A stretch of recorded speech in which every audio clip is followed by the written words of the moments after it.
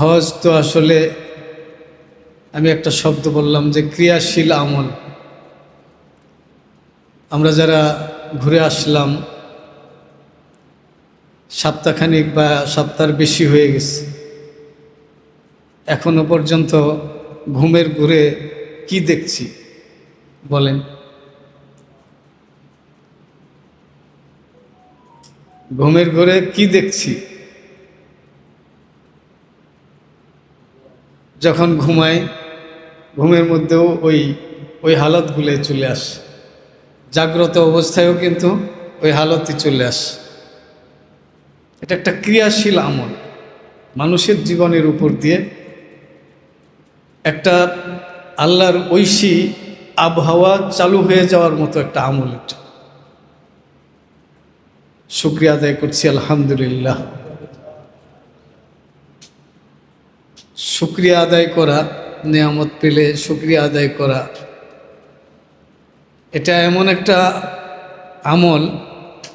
আমাদের মুরব্বীরা বলছেন 3টা আমল এমন আছে যে এই আমল যদি আল্লাহর কোনো বান্দা চালু রাখতে পারে তাহলে হায়াতের শেষ মুহূর্তে ইমানের দৌলত নিয়ে এই দুনিয়া থেকে বিদায় নেবে।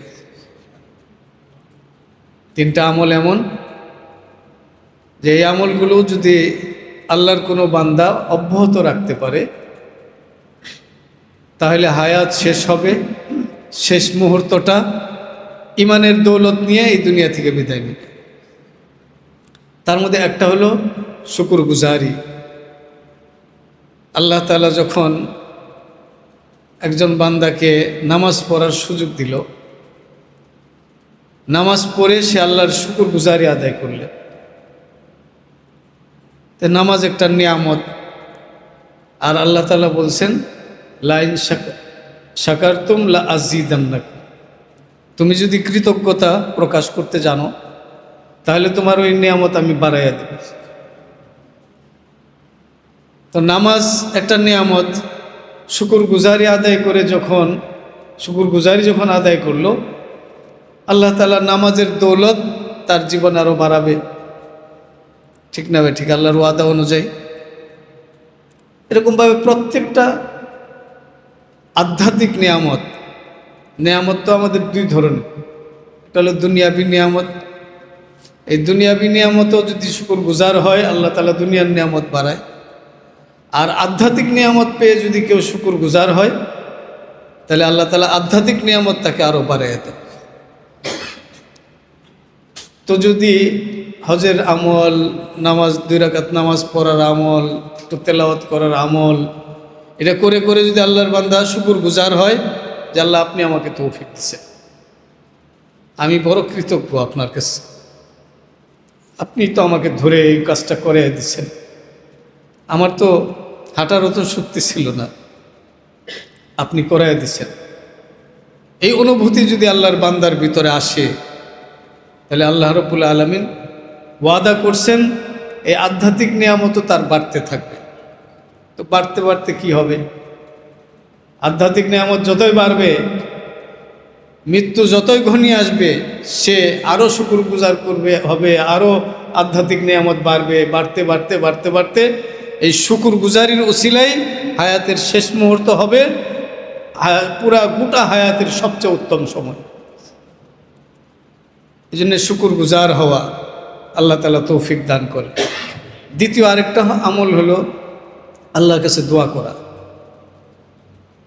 অনেক সময় আল্লাহর বান্দারা বেনিয়াজি ভাব চলে আসে যে আমি তো মাশাআল্লাহ ভালোই চলছি। না, বহুত মানুষ এমন আছে যে আমল করতে করতে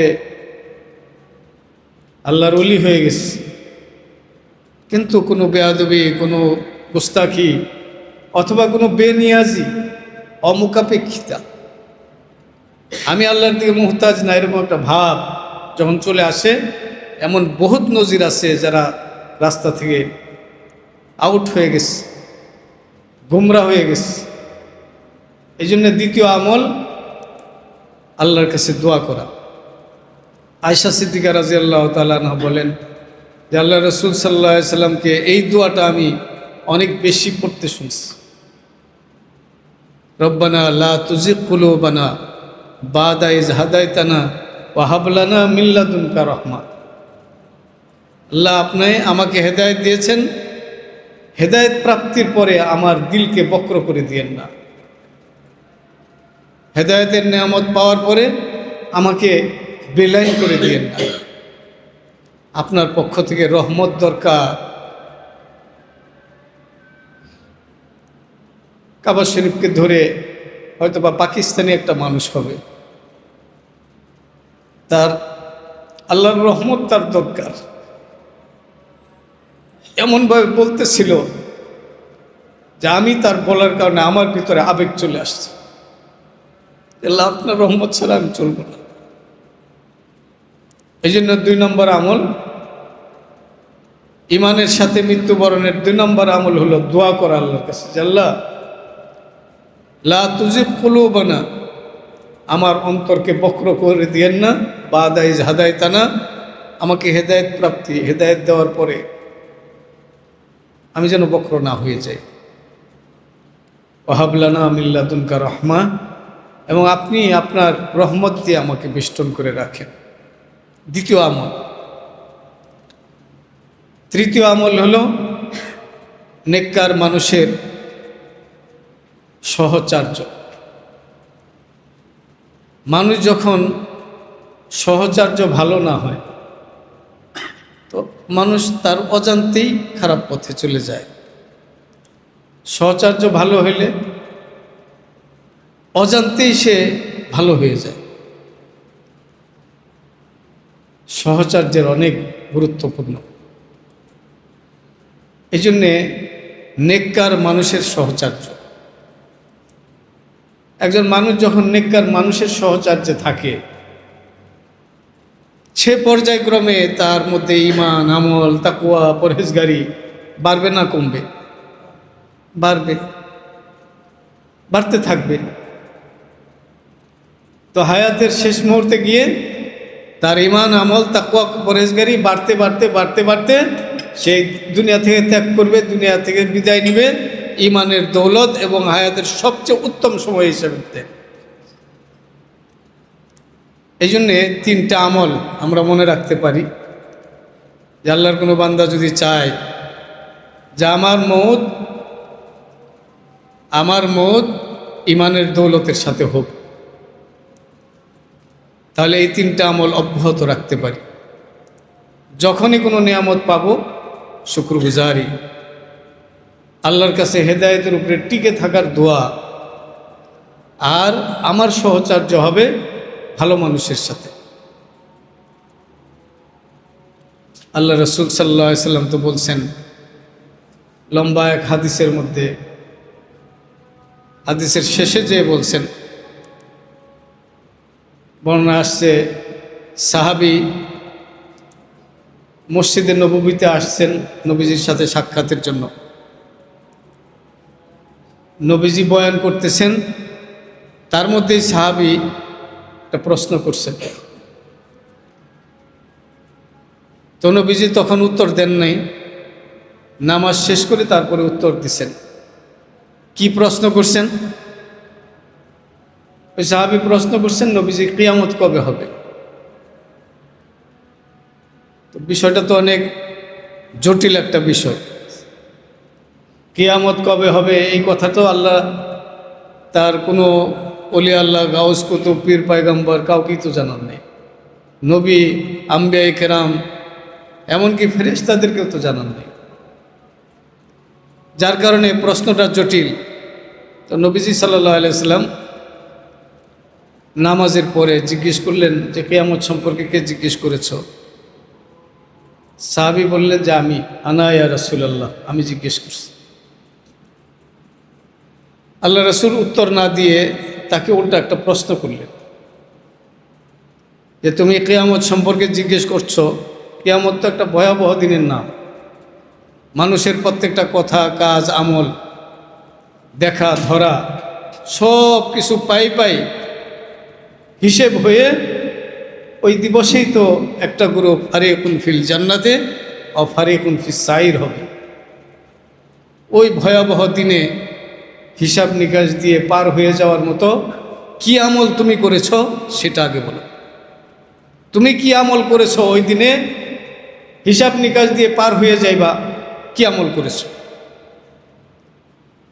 সাহাবীও ছিলেন সাদা মাঠা মানুষ।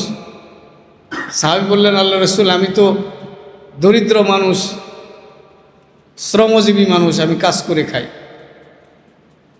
সারাদিন 5 ওয়াক্ত নামাজ ছাড়া আর কোনো নফল ইবাদত করব সেই সুযোগ আমার হয় না।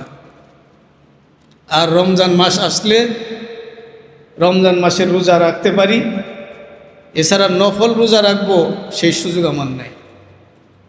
আর দান সৎকা কী করব? আমি নিজেই তো গরিব মানুষ। আমার আমলের পুঁজি হলো এতটুক যে আমি 5 ওয়াক্ত নামাজ পড়ি আর রমজান মাস আসলে রোজা রাখি, এটাই আমার আমলের পুঁজি। তবে আরেকটা পুঁজি আমার দিলের ভিতরে, অন্তরের ভিতরে আছে। আল্লাহ রাসূল বললেন, কি আছে তোমার অন্তরে? সাহাবী বলেন যে, আল্লাহ রাসূল, আমি এই পৃথিবীতে যত মানব দানব আছে, আমার যত আত্মীয় স্বজন আছে, আমার যত পাড়া প্রতিবেশী আছে, আমার ছেলে সন্তান বিবি বাচ্চা আছে, আমার মা বাবা আছে, এবং আমার এই নিজের প্রাণের চেয়েও আপনি নবীকে সবচেয়ে বেশি ভালোবাসি। আপনাকে আমি পৃথিবীর মধ্যে সবচেয়ে বেশি ভালোবাসি। আল্লাহ রাসূল বললেন, শোনো, তুমি যদি তোমার কথায় সত্যবাদী হয়ে থাকো, শুনে রাখো, আমার সাথে এই ভালোবাসার সম্পর্ক তোমাকে হাসর নাসর পুলসিরাত পার করে জান্নাতেও আমার সাথে বসবাস করাইয়া দিবে। শুধু এতটুকুই বলেন নাই, এরপরে যে কথাটা বলছেন ওইটা বলার জন্যই আমি হাদিসটা শোনাইলাম। এরপরে আল্লাহ রাসূল সাল্লাল্লাহু আলাইহি সাল্লাম বলেন, শুধু আমি না, পৃথিবীতে তুমি যার সাথে তোমার সাহচর্য হবে, যার সাথে তোমার মহব্বত হবে, যার সাথে তোমার ওঠা বসা হবে, দুনিয়াতে যার সাথে মহব্বত হবে, কবর হাসর নাসর পুলসিরাতেও তার সাথেই থাকবে, এবং এরপরেও জান্নাত বা জাহান্নামে তার সাথেই তুমি থাকবে। এই জন্যে ভালো মানুষের সহচর্য আল্লাহ তাআলা হাজীদের সাথে আমাদেরকে বসার তৌফিক দিয়েছেন। ভালো মানুষের সহচর্যে বসতে পেরেছি, আরেকবার শুকরিয়া আদায় করি, আলহামদুলিল্লাহ।